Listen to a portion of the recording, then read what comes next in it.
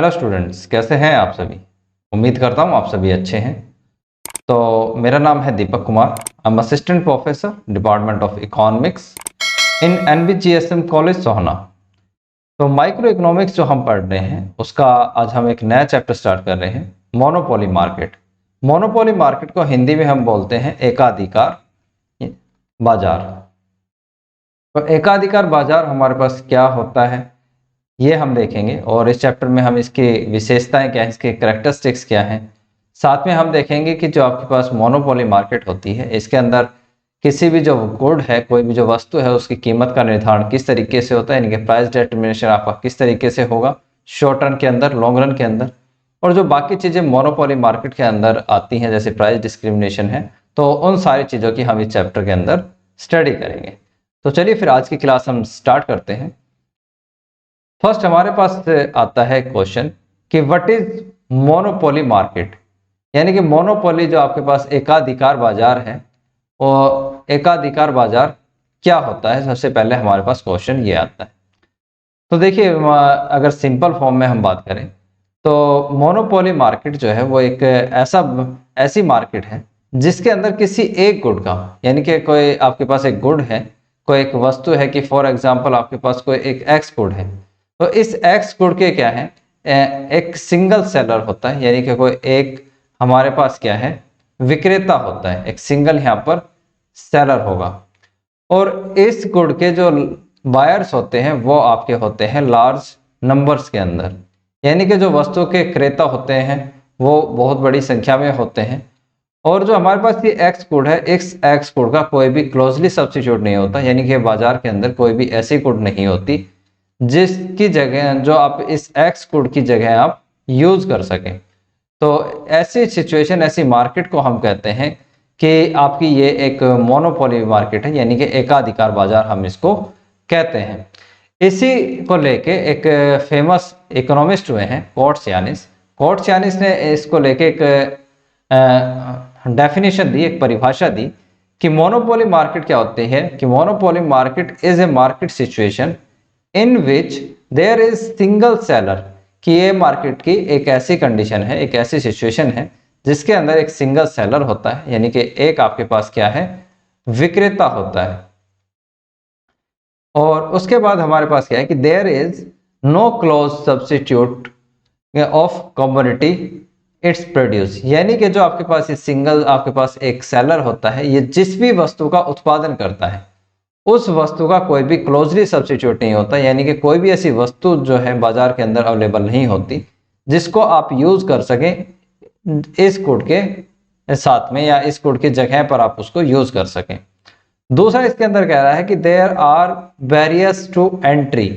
यानी कि अगर मोनोपोली मार्केट आपकी इस तरीके से मान लें और इसके अंदर कोई एक सेलर है, तो इस मार्केट के अंदर कोई भी जो नई फर्म है वो एंट्री नहीं कर सकती, नई जो फर्म है वो आपकी प्रवेश इसके अंदर नहीं कर सकती है। तो ऐसी मार्केट जो कंडीशन है इसको हम बोलते हैं मोनोपोली मार्केट। नेक्स्ट हमारे पास आता है कि जो आपके पास मोनोपोली मार्केट होती है, इस मोनोपोली मार्केट के क्या क्या फीचर्स होते हैं, यानी कि इसकी क्या क्या विशेषताएं हैं। तो उन विशेषताओं को अब हम यहाँ पर एक एक करके उनको हम समझेंगे कि आपके पास जो एकाधिकार बाजार होता है उसकी क्या क्या विशेषताएं हो सकती हैं। तो फर्स्ट हमारे पास आता है कि आपके पास वन सेलर होता है और लार्ज नंबर ऑफ बायर होते हैं, यानी कि आपके पास एक विक्रेता होता है वस्तु का और अधिक संख्या में क्रेता होते हैं, यानी कि आप यह मार्केट की ऐसी कंडीशन है जिसके अंदर एक विक्रेता होगा और बहुत बड़ी संख्या में आपके पास क्रेता होते हैं। अगर हम इसको एक एग्जांपल से समझ के देखें तो मान लीजिए ये आपके पास क्या है, एक बिजनेसमैन है, कोई मिस्टर ए, ठीक। उसके बाद ये जो सर्विस प्रोवाइड करते हैं वो सर्विस प्रोवाइड करते हैं आपको रेल की, यानी कि आपको ट्रेन की सर्विस ये प्रोवाइड करते हैं। उसके बाद जो आपके पास बायर्स होते हैं वो आपके पास होंगे लार्ज नंबर में, जैसे कि आपके पास ए, बी, सी, उसके पास डी और ई। ये हमारे पास क्या है, ये हमारे पास है इस गुड के बायर्स। यानी कि जो आपके पास ये ट्रेन है, इस ट्रेन के ये बायर्स हैं, ये इसका यूज करेंगे। और जो ए है वो हमारे पास यहाँ पर आता है सेलर, यानी कि वो एक सिंगल सेलर है एक। तो यहाँ पर ये कंडीशन होती है, पहले इसकी जो विशेषता है वो ये है। सेकंड है कि मोनोपोली जो मार्केट है वो अपने आप में ही एक इंडस्ट्री होती है। क्योंकि देखिए जब हम बात करें मोनोपोली मार्केट की, तो इसके अंदर जो हमने पहली विशेषता देखी है वो यही देखी है कि यहाँ पर एक सिंगल सेलर होता है, यानी कि एक ही आपके पास विक्रेता होता है। और जब मार्केट के अंदर विक्रेता एक ही है तो यहाँ पर हम इसको अलग अलग नहीं कर सकते, कि जैसे हम ये नहीं कह सकते कि यहाँ पे ये फर्म है या इंडस्ट्री है। तो हम इन दो पार्ट के अंदर इसको डिवाइड हम नहीं कर सकते हैं। यहाँ पर फर्म ही क्या है, अपने आप में इंडस्ट्री का काम करती है, अपने आप में वो एक इंडस्ट्री होती है। तो ऐसी कंडीशन के अंदर जो हम कहते हैं कि जो आपके पास फर्म होगी वो एज ए इंडस्ट्री काम करेगी। तो यहाँ पर जो आपके पास ये जो इसका एग्जांपल है, जैसे हम बात कर रहे हैं ट्रेन की, तो इस ट्रेन के ऊपर जो है मोनोपोली होती है एक तरीके से गवर्नमेंट की। तो गवर्नमेंट क्या है, अपने आप में ही एक फर्म की और जो इंडस्ट्री है उसकी तरह काम करती है, कि वही आपकी जो फर्म है और वही आपके पास क्या है, इंडस्ट्री होती है। तो ये हमारे पास इसका एग्जाम्पल होता है। और इसके बाद हम बात करते हैं restrictions on entry of new firms, कि जो आपके पास नई जो आपके पास फर्में हैं, कि कुछ नई फर्में होती हैं, तो नई फर्मों के लिए मार्केट में वो प्रवेश नहीं कर सकती, उनके लिए क्या है, रुकावटें होती हैं, तो उनका प्रवेश नहीं हो सकता है। तो इसका अगर एक एग्जांपल देखें तो मान लीजिए कि ये क्या है, जो आपके पास ट्रेन है और इसके ऊपर जो मोनोपोली होती है वो क्या है, गवर्नमेंट की मोनोपोली इसके ऊपर होती है। तो ये हमारे पास क्या है, हम इसको मान लेते हैं कि ये आपके पास एक मोनोपोली मार्केट है, ये क्या है, एक मोनोपोली बाजार है। उसके बाद क्या है कि ये हमारे पास एक बैरियर है, यानी कि एक रुकावट का काम करेगी ये दीवार। और एक जो सेकंड हमारे पास इंडस्ट्री है, यानी कि कोई एक, ये मान लीजिए यहाँ पर हम मान लेते हैं कि आपके पास कोई ए फर्म है और ये ए फर्म मार्केट के अंदर प्रवेश करना चाहती है, यानी कि ये जाना चाहती है आपकी मोनोपोली मार्केट के अंदर। तो ऐसी कंडीशन के अंदर जो आपके पास ये बैरियर है, रेड लाइन, ये इसको इस मार्केट के अंदर जाने से रोकता है, इसके अंदर ये जाने नहीं देगा। तो ये जो बैरियर्स होते हैं वो किस टाइप के बैरियर आपके पास हो सकते हैं इस मार्केट के अंदर। तो देखिए यहाँ पे जो है कुछ बैरियर हो सकते हैं, जैसे कि आपके पास कॉपीराइट का एक बैरियर हो सकता है, कि जो आपके पास सेलर है वो किसी ऐसी गुड का प्रोडक्शन करता है जिसके ऊपर कॉपीराइट के रूल एप्लीकेबल होते हैं। तो कोई भी जो सेकंड सेलर है वो इसका प्रोडक्शन नहीं कर सकता, कोई प्रोड्यूसर उसका प्रोडक्शन नहीं कर सकता या उसको रिप्रिंट नहीं कर सकता। इसी के साथ इसमें कुछ पेटेंट इश्यूज भी आ जाते हैं, कि अगर कोई पेटेंट है तो वो, और ऐसा भी हो सकता है कि जो गवर्नमेंट के लॉज हैं, कि गवर्नमेंट कुछ लॉज इंप्लीमेंट कर देती है, कुछ कानून बना देती है, और उन कानून के हिसाब से कोई भी जो नई फर्म है वो पर्टिकुलर जो गुड्स है उसका प्रोडक्शन नहीं कर सकती, कभी भी जो नई फर्में है वो मार्केट के अंदर एंट्री नहीं कर सकती गवर्नमेंट के रूल के अकॉर्डिंग। जैसे इसका एक एग्जांपल जो है हमारे पास, एक तो ट्रेन ही है, कि आप रेलवे है तो रेलवे की जो मोनोपोली है वो मार्केट के अंदर होती है। वैसे तो अगर मैं प्रैक्टिकली आज के टाइम की बात करूं तो आज धीरे धीरे जो है आपके पास जो रेलवे है उसकी कुछ सर्विसेज को भी प्राइवेट हम कर रहे हैं, तो कह नहीं सकते कि आपकी जो मोनोपोली मार्केट होती है उसके ऊपर गवर्नमेंट जो है उसकी कंप्लीट मोनोपोली। बट फिर भी एक एग्जाम्पल के तौर पर हम इसको यूज कर सकते हैं, क्योंकि अभी भी बहुत बड़ा पार्ट जो है इसका वो गवर्नमेंट के पास है। सेकंड, एक जो हमारे पास इसका एग्जांपल होता है वो जो हमारे पास इलेक्ट्रिसिटी होती है, तो इलेक्ट्रिसिटी भी इसके हमारे पास क्या है, एक एग्जांपल के तौर पर हम इसके अंदर ले सकते हैं। यानी कि जो आपके पास बिजली विभाग है उसकी हम यहाँ पे बात करते हैं कि उसके ऊपर भी जो मोनोपोली है वो आपकी होती है गवर्नमेंट की।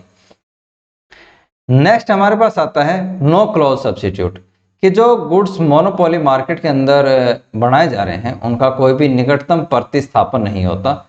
यानी कि कोई भी ऐसी गुड जो है वो उत्पन्न नहीं की जाती कि उसका बाजार के अंदर कोई भी क्लोजली सब्सिट्यूट हो। फॉर एग्जांपल यहाँ पर अगर हम एग्जांपल के तौर पे देखें तो हमारे पास दो एग्जांपल हम लेते हैं, कि एक हमारे पास है रेलवे का एग्जाम्पल, कि रेलवे के ऊपर जो मोनोपोली है वो भी गवर्नमेंट की है, और एक जो हमारे पास एग्जाम्पल है वो आपके पास क्या है, इलेक्ट्रिसिटी का एग्जाम्पल है। इलेक्ट्रिसिटी के ऊपर भी क्या है, गवर्नमेंट की मोनोपोली है। तो देखिए अगर हम बात करें कि जो अब क्लोजली सब्स्टिट्यूट की बात करें, तो इन दोनों गुड्स का कोई भी क्लोजली सब्स्टिट्यूट अवेलेबल है नहीं, कि हम ये नहीं कह सकते कि आपके पास जो बाइक है या कार है आप उसको सब्स्टिट्यूट कर पाएंगे ट्रेन के साथ, क्योंकि ट्रेन जिस प्रकार की हमें सर्विसेज प्रोवाइड करती है ऐसी सर्विसेज हमें कोई भी जो और है जो व्हीकल्स है हमारे पास, ट्रांसपोर्ट के जो साधन है वो हमें प्रोवाइड नहीं करते हैं, वो हमें ऐसी सुविधाएं नहीं दे सकते जैसी ट्रेन देती है। सेम इसी तरीके से हमारे पास जब हम इलेक्ट्रिसिटी जो हम घर में यूज करते हैं, उस इलेक्ट्रिसिटी का हमारे पास कोई भी क्लोजली सब्स्टिट्यूट नहीं है कि उस इलेक्ट्रिसिटी के जगह हम कुछ और जो है यूज कर पाए। तो यहाँ पर हम कह सकते हैं कि जो गवर्नमेंट है उसकी इस तरीके की मोनोपोली है कि इन दोनों गुड्स का हमारे पास कोई भी क्लोजली सब्स्टिट्यूट अवेलेबल नहीं होता। नेक्स्ट हमारे पास आता है प्राइस मेकर। और जब हम बात करते हैं प्राइस मेकर की, तो प्राइस मेकर हमारे पास क्या है, इसका सिंपल मीनिंग ये है कि जो आपके पास मोनोपोली मार्केट होती है, तो मोनोपोली मार्केट के अंदर क्योंकि हम बात करते हैं एक सिंगल सेलर की, कि हमारे पास यहाँ पे जो सेलर होता है वो सिंगल यानी कि एक सेलर होता है, और वही अपने आप में क्या है, वही अपने आप में फर्म भी होता है, और वही अपने आप में क्या है, इंडस्ट्री भी है। तो यहाँ पर कोई भी जो इंडस्ट्री है वो एप्लीकेबल नहीं होती, यानी कि कोई भी उद्योग जो है वो एप्लीकेबल नहीं होता है। और क्योंकि ये सिंगल है तो जो प्राइस से रिलेटेड डिसीजंस है कि किसी भी गुड्स का प्राइस क्या होगा, उसका डिसीजन भी जो ये सेलर है ये खुद लेता है, और अकॉर्डिंग टू कॉस्ट या बहुत सारे इसमें ऐसे फैक्टर हैं जिसके बेस पे जो प्राइजेज है उसका डिसीजन ये लेता है कि किसी भी गुड्स के प्राइजेस या उसकी कीमत क्या होगी। तो हम ये कह सकते हैं कि जो यहाँ पर मोनोपोली होती है वो एक तरीके से इस तरीके से वर्क करती है। इसके कुछ एग्जाम्पल हैं, यानी कि कुछ इसके जो रीजंस है वो भी हम कह सकते हैं कि एक तो आपका जो फर्स्ट रीजन इसके अंदर होता है कि जो मोनोपोलिस्ट है यानी कि जो एकाधिकारी है वो सिंगल होता है और उस गुड को प्रोड्यूस करने के लिए, और दूसरा जो हमारे पास यहाँ पे बायर्स होते हैं वो लार्ज नंबर में होते हैं। तो एक ये भी कारण है कि जब किसी गुड का कोई एक सिंगल यानी कि एक वन सेलर होता है और उसको खरीदने वाले जो है हमारे पास लार्ज नंबर के अंदर होते हैं, तो हमारे पास ऐसी कंडीशन के अंदर जो प्राइसेस का डिसीजन है वो आपका ये सेलर ही लेता है। दूसरा कारण है यहाँ पर कि आपके पास कोई भी क्लोजली सब्स्टिट्यूट अवेलेबल नहीं होता, यानी कि जो ए सेलर है अगर ये किसी एक्स गुड का प्रोडक्शन करता है, या हम इस बात कर लें कि ये आपके पास रेलवे की कोई जो सर्विसेज है वो प्रोवाइड अगर करता है, तो इसका कोई भी क्लोजली सब्स्टिट्यूट हमारे पास अवेलेबल होता नहीं है। जो थर्ड आता है हमारे पास कि यहाँ पे कुछ लीगल, नेचुरल और जो आपके पास टेक्निकल बैरियर्स होते हैं नई फर्में जो है उसका मार्केट में एंट्री करने के लिए, कि फॉर एग्जांपल जैसे अभी हमने बात करी थी कि यहाँ पे अगर कोई जो गवर्नमेंट है उसके लॉज होते हैं कि मार्केट के अंदर, एक पर्टिकुलर मार्केट के अंदर कोई भी जो नई फर्म है वो एंट्री नहीं करेगी। कुछ यहाँ पे हमने बात करी थी कॉपीराइट्स की, कि कॉपीराइट्स होते हैं, या फिर हम बात कर रहे थे पेटेंट्स की कि आपके पास कुछ पेटेंट्स होते हैं। तो इस तरीके के जो चीज़ें हैं वो आपकी एक तरीके से मार्केट में नई फर्में जो है उनके आने में रिस्ट्रिक्शंस का काम करती है, उसके अंदर बाधाओं का काम करती हैं। तो जब ये चीज़ें एप्लीकेबल होती है किसी मार्केट के अंदर, तो ऐसी कंडीशन के अंदर हम कह सकते हैं कि जो आपकी मोनोपोली मार्केट है उसके अंदर प्राइस का डिसीजन एक सिंगल सेलर लेता है, यानी कि जो आपकी इंडस्ट्री या फर्म है वो अपने आप ही प्राइस का निर्धारण करती है। नेक्स्ट हमारे पास आता है प्राइस डिस्क्रिमिनेशन। प्राइस डिस्क्रिमिनेशन को हम हिंदी में बोलते हैं कीमत विभेद। कीमत विभेद क्या होता है कि एक पर्टिकुलर गुड्स का जो है वो अलग अलग जो उसके बायर होते हैं सभी से अलग अलग प्राइस ले जाते हैं। तो इसको हम एक एग्जांपल से समझते हैं कि ये हमारे पास क्या है, रेलवे की सर्विसेज है, और इस रेलवे की जो सर्विस है इसको प्रोवाइड कराती है गवर्नमेंट। तो इस गवर्नमेंट को प्रोवाइड कराती है, तो उस कंडीशन में हम देखते हैं कि आपके पास ये चार हमारे पास क्या है, बायर हैं, ए, बी, सी और ये हमारे पास टी। इन जो रेलवे की सर्विसेज है वो अलग अलग प्राइसेस पे इन चारों को प्रोवाइड कराई जाएगी, जबकि जो आपके पास गुड है वो एक ही है। कि मान लीजिए किराया जो आपके पास ट्रांसपोर्टेशन कॉस्ट होती है, यानी कि जो किराया है आपका, वो ए से लिया जाता है 100 रुपीज़, बी से इसी ट्रेन का लिया जाता है 200 रुपीज़, जो आपके पास सी है इससे लिया जाता है 300 रुपीज़, और हो सकता है कि जो आपके पास ये डी पर्सन है, इस डी पर्सन से किराया लिया जाए यहाँ पर 50 रुपीज़। तो ये क्या है कि आपके पास एक ही गुड थी और उसी गुड के अलग अलग जो आपके पास बायर्स होते हैं उनसे सभी से अलग अलग प्राइजेस यहाँ पे चार्ज किए गए। तो जब एक ही गुड के अलग अलग बायर से अलग अलग प्राइजेस चार्ज किए जाते हैं तो उसको हम बोलते हैं प्राइस डिस्क्रिमिनेशन, यानी कि कीमत विभेद। नेक्स्ट हमारे पास आता है कि जो आपके पास मोनोपोली मार्केट होती है उसके अंदर सप्लाई कर्व जो है वो एब्सेंस रहता है, यानी कि जो आपके पास पूर्ति कर्व है, पूर्ति वक्र जो हमारे पास यहाँ पर होता है वो मोनोपोली मार्केट के अंदर नहीं पाया जाता। इसका कारण क्या है कि जब भी मोनोपोली मार्केट जो है उसके अंदर जो फर्म है वो प्रोडक्शन जब करती है किसी गुड का, तो उस टाइम के ऊपर वो क्या है अपना प्रोडक्शन करते टाइम दोनों जो चीजें हैं, यानी कि आपके पास मार्जिनल रिवेन्यू और जो मार्जिनल कॉस्ट है उसको वो पहले ही कैलकुलेट कर लेती है। तो ऐसी जो कंडीशन है उसके अंदर जो सप्लाई कर्व है अलग से उसकी नीड उसको होती नहीं, तो यहाँ पे जो सप्लाई कर्व है उसका एब्सेंस पाया जाता है।